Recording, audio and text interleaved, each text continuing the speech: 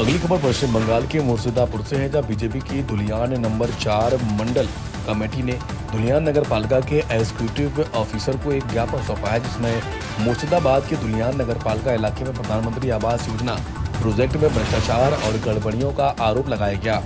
BJP नेता मोना घोष के नेतृत्व में एक प्रतिनिधि मंडल धुलियान नगर पालिका गया और एक ज्ञापन सौंपा है।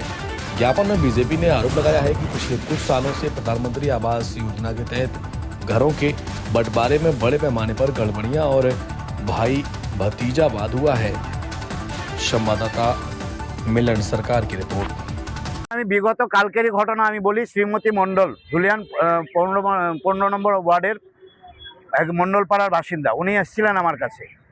উনি যেটা বললেন যে ওনার টাকা সম্ভবত এক্স কাউন্সিলর নাম আমিরুল ইসলাম বা যাই হোক, আমি এক্স কাউন্সিলরকেও ফোন করি, বর্তমান কাউন্সিলরকে ফোন করি, এক্স কাউন্সিলরকে পাই না, বর্তমান কাউন্সিলর আসেন এবং উনি বিবৃতি দেন যে ওই মহিলার টাকা যেহেতু উনি অশিক্ষিত, টিপসইয়ের মাধ্যমে চেকগুলোকে টিপসই দিয়ে কাউন্সিলর রেখে দিতেন, সেই টাকা কাউন্সিলর আমিরুল ইসলাম ওখান থেকে তুলে নিজের জায়গায় বাড়ি করেছেন এবং বর্তমান কাউন্সিলর যে তথ্য দিয়েছে সেটা জিও ট্যাগ করে, ওই ভদ্রমহিলার যে জিও ট্যাগ করে যে বাড়িটা পাওয়া গেছে সেটা হচ্ছে এক্স কাউন্সিলর আমিরুল ইসলামের জায়গায়।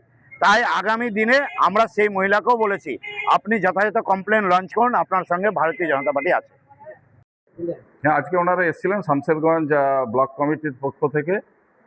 ওনারা বললেন যে প্রধানমন্ত্রী আবাস যোজনার যে সমস্ত কাজ এখানে হয়েছে সেই ব্যাপারে ওনাদের কিছু আপত্তি রয়েছে, সেটা জানালেন এবং আগামী দিনেও যে সমস্ত যদি কোনো অনিয়ম হয়ে থাকে ওনারা আমাদেরকে জানাবেন এবং আমরা যথাযথ তদন্ত করে সেইগুলো দেখব, এটুকুনি আমরা আজকে বলেছি ওনাদেরকে।